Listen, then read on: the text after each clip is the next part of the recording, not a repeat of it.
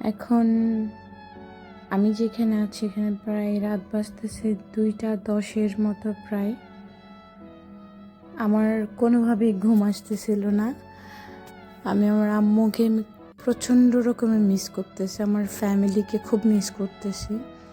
কারণ গত 2 দিন ধরে আমি আমার কাজের জন্য আমার ফ্যামিলি থেকে একটু দূরে আছি।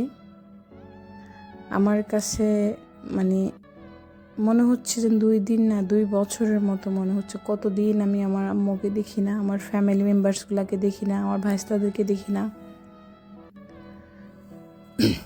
এখন কয়েকদিন ধরে মানে গলা প্রচণ্ড রকমের ব্যথা করতেছিল, গলা বসে গেছে।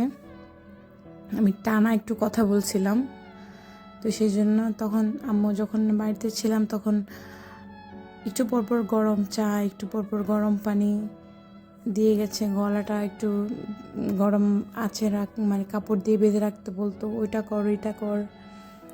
কারণ আমার গলা ব্যথা করলে আমার প্রচণ্ড, আমি ব্যথা সহ্য করতে পারি না। আমি কান্না করে দিই বাচ্চাদের মতন, কোনো রকম ব্যথাই সহ্য করতে পারি না। আমার আম্মু আমারকে মানে খুব যত্ন করে, আর বড় মেয়েদেরকে এমনিতে বাবা মা অনেক বেশি যত্ন করে।